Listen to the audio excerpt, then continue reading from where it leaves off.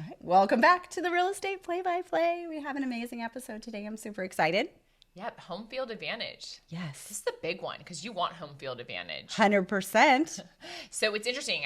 Danielle and I were just talking. So I have a soccer team that I coach, and the girls practice on regular grass fields. And it's Right. not a great field. There's like potholes, and it's, a little dangerous. The schools do what they can do, They but do what they can do. But then on the weekends, we play on AstroTurf. Yeah. And it's a totally different game. And so knowing your location, knowing what type of field you're playing at, what type of climate it's going to be, like this all comes into play when you're playing a game. Absolutely, right? Take professional sports that are practicing in California and then playing in the ice and snow. It's a totally different game. 100%. And so same thing with real estate. Yeah. You need to know your location. When you're purchasing a house, you need to know where you're purchasing it and what the neighborhood is like and everything that comes into play. So we're going to kind of dive into that. Right. Yeah, it's kind of a little bit shocking to me that when people are looking for a house, they don't fully consider some of those things, right?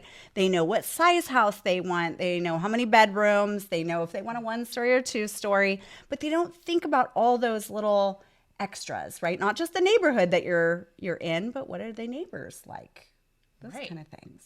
Yeah, and what's the weather like, and depending on how the house is facing, and how is the traffic if you're commuting to work. So all these little things. And during the COVID period, when it was a little bit of an anomaly and we were so busy, and I would show a house, and I would say, okay, we can make an offer. We make an offer while we're there showing the house the first 15 minutes. Contract's already written up. It's in the car. Like, you got 10 minutes to decide, and you had a very short showing window too, right? People were letting in people for X amount of time.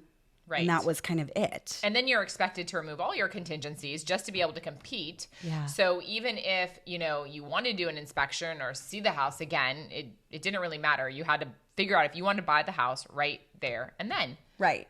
Which means you may not get to actually experience or see some of the things that could affect you in your daily life.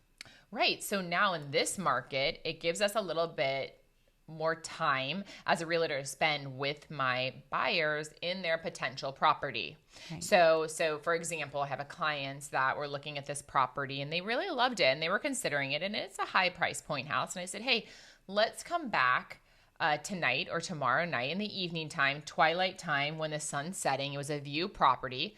Let's bring some wine. Mm-hmm. We all love a good wine. Sounds good. I'm in. Why was I not invited? I know. Next time for sure.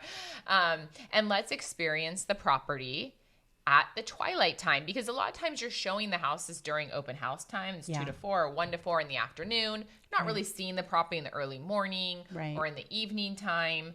And a house could look really different during those times. So now you have more time before you put in an offer in a lot of cases to go and really experience the house. Right. Yeah. I mean, there's all those things, right? What if the neighbors have dogs that bark every afternoon that you didn't really think about? And you're working from home.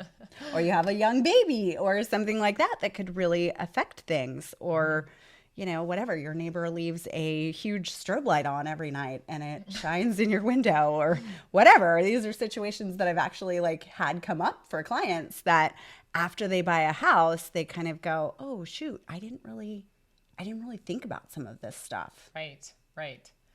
Yeah. Absolutely. And that's not even getting into the more technical side of things, which is, doing your investigations with regards to crime rates and stuff like that. I mean, what are you advising your clients on for things like that? So buyers have to sign certain disclosures, and in there, one of them is Megan's Law. Yeah. And you can go on the website and see where sex offenders are. That is your choice as a buyer to do all inspections. It doesn't mean just home and pest and things like that, physical inspection at the property. Right. It also means inspecting the area. Yeah. So go on Megan's website, see if there's sex offenders nearby.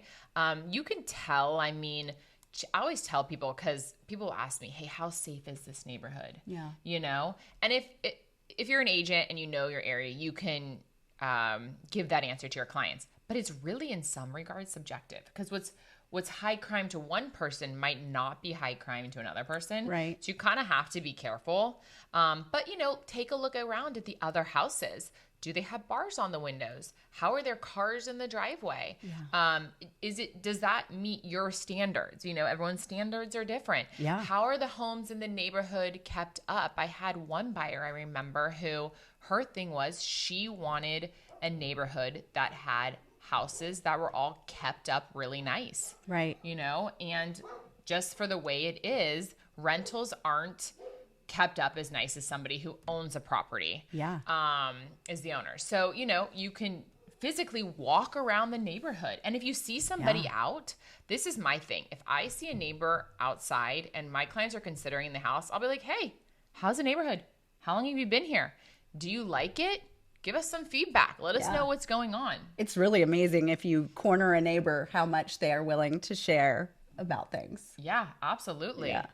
So, so those are all, ways that you can figure out in terms of safety. You could also go to your local precincts, the police office, and find out, crime rates, things like that. Go on Nextdoor. Nextdoor is a good resource. That's huge.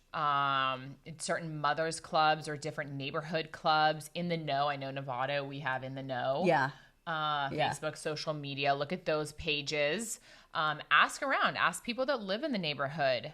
Because now you have time to do all this, you know? Yeah, I mean, it's such an advantage of this market now is that we have a little bit of that time that we didn't have, in the past, which is huge. Right. Right? I mean, all kinds of little things, right? Like take Petaluma. I was just up in Petaluma the other day and they have D Street, right? Mm-hmm. And then in Halloween, D Street pretty much shuts down and they have huge, huge Halloween celebrations.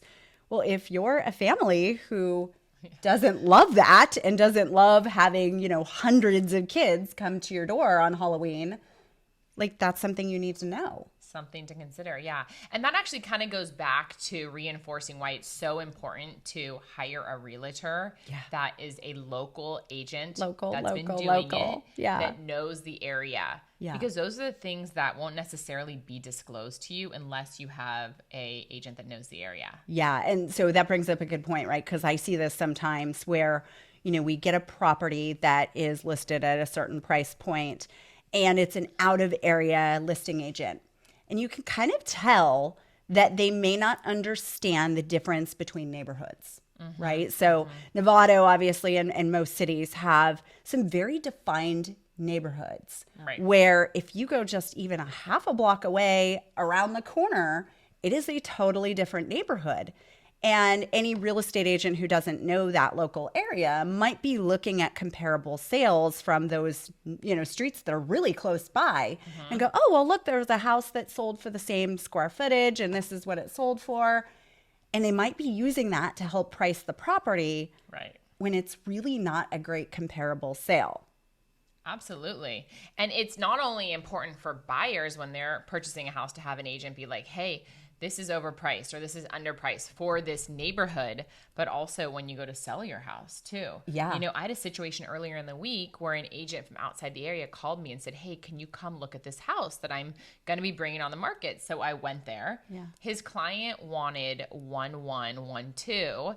And I'm like, hey, this house is worth $950 max. He's like, well, on paper, I'm like, yeah, but you're not taking into account the neighborhood and this, that, and the other that goes on there. And he's like, this is why they should hire a local agent. And he even said this to me. He's not a local agent. And he said this to me, but just reinforces it's doing a disservice to yourself if you're not hiring a local agent in that area. Yeah. And just doing all your due diligence. I mean, even things like school districts can have an effect on the ultimate price of the house or value of the house, right? There are different school districts that have higher appeal that, can be right side by side to another. My first house that I bought in Nevada, we were in one school district, but the house next door to us was a different school district. Right. Like that was the boundary. Our house was literally the cutoff. It was fine for us, but I could see how that would definitely affect people. Like it made a difference as to what school you get to go to. Yeah, taking into account the school district is important. As you mentioned, the safety. Other things is, the weather. Yeah.